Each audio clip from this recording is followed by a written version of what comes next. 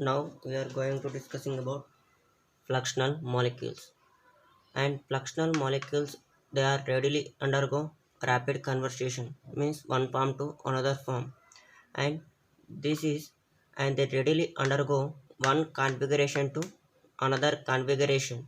Okay, what are the fluxional molecule? Fluxional molecules, these are readily undergo one configuration to another configuration, and these have more than one minimum energy conformations. Means the fluxional molecule will also have more than one minimum minimum energy conformations, right? And in order to study the NMR spectrum of fluxional molecules, the rate of exchange will play an important role. See, in order to study the NMR spectrum of these fluxional molecules, the rate of exchange will play an important role. That means the rate of exchange matches with the NMR time scale. If the rate of exchange matches with the NMR time scale is 10 to power of 7 to 10 to power of minus 9. Okay, the rate of exchange matches with NMR time scale, then different configurations will give different NMR spectra. If the rate of exchange process matches with NMR time scale, then different configuration will give different NMR spectra. Whereas the rate of exchange is faster than NMR time scale. If the rate of exchange is very fast, so NMR cannot detect. That's why the all configurations will give only one signal, right? Means only one spectrum. Okay, that means if the one configuration to another configuration is very fast, so NMR is cannot detected which conformation for this which spectra. So all configurations will give only one NMR spectrum. Okay, let us take one example for this. This is bulvalin. I will write how it will be.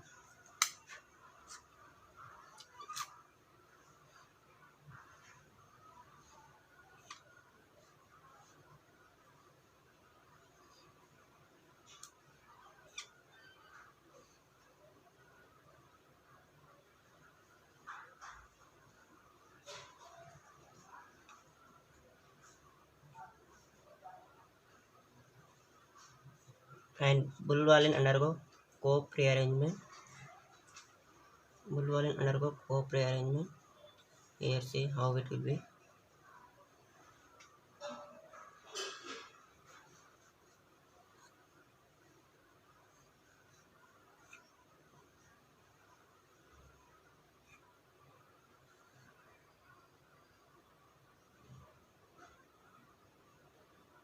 And the bonds move here, so bond moves here, and the bond moves to here double bond, and this bond moves to here. It will undergo co-prearrangement, right? See, in this structure, this is the reactants, and it will undergo co-prearrangement. After the co-prearrangement also, it is not both structures will be same. So it is difficult to study whether the reaction is proceed or not for these structures. Okay, in order to overcome this problem, we can by the application of NMR by the application of proton NMR at a different temperature, we can easily identify whether the reaction is proceed or not. See here, 1 2 3 4 and 6. Okay, now the NMR spectra are recorded at minus 85 degrees centigrade. Then these bulvalin structures will give two signals, means one for sp2 carbons, another for sp3 carbon. Okay, here see, in this structure, the one and I labeled as numberings here, 1 2 3 4, right? In this 1 and 2 are sp3 carbons. Okay, sp3 carbons, whereas the 3 and 4 are sp2 carbons, means these are the unsaturation carbons. In the product, you have to see product where the second carbon will undergo sp2 carbon, whereas the 3 and 4 will be sp3 carbons. So we can easily identify whether the reaction is proceeded or not. At minus 85 degrees centigrade, then the Bulwellian structure will give two signals, one for sp2 carbons, another for sp3 protons. Here sp3 protons are there, na? This for one signal and this for one signal. So means you have to remember what is the sp3 carbon and what sp2 carbon. It will give two types of signals at minus 85 degrees centigrade.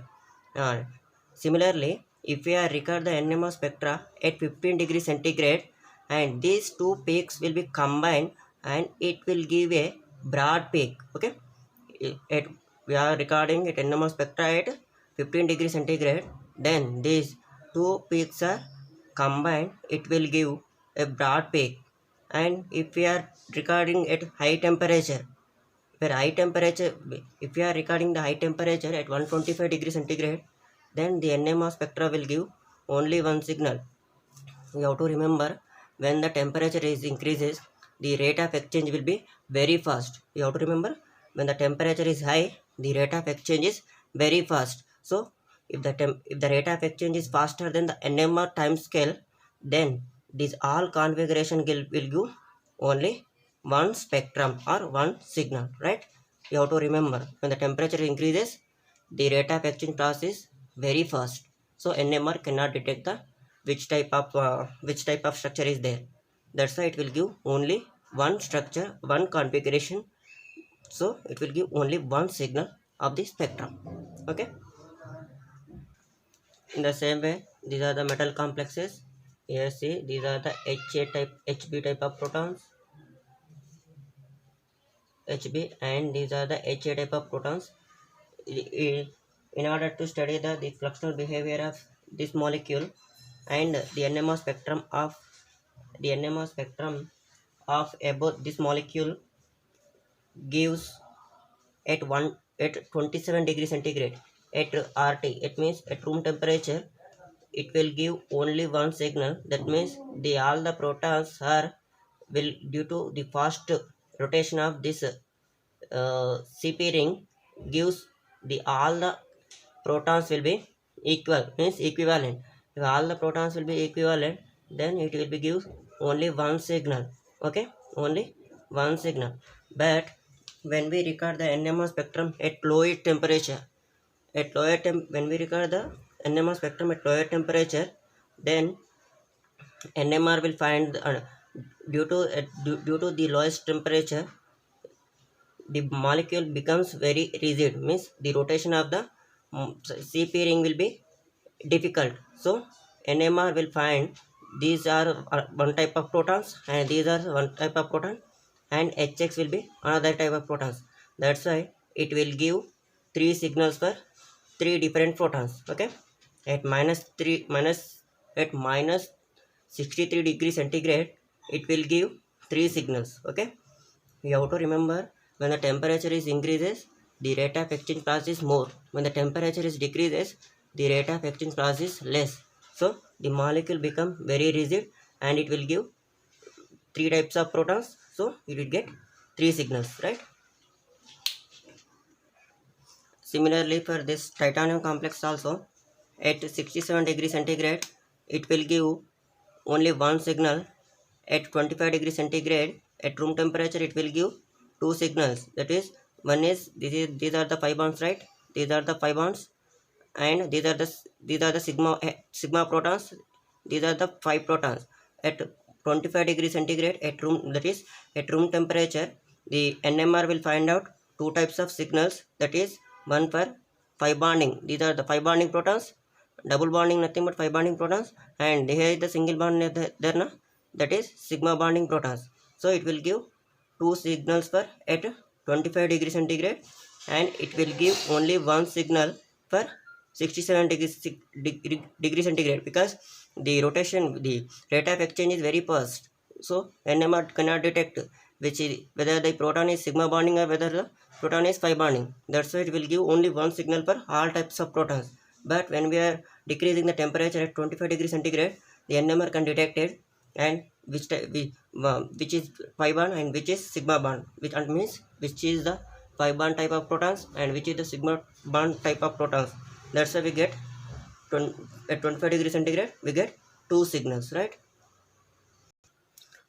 Similarly, this structure also will give same like in the previous one. At room temperature, the cyclooctane ring is there now. It will all becomes the cycloocta protons. This means these are the protons will be equivalent. That's why at room temperature it will give only one signal, because the NMR cannot detect which type of protons are there. Okay, it will be, due to the fast rotation at room temperature it will give only one type of signal.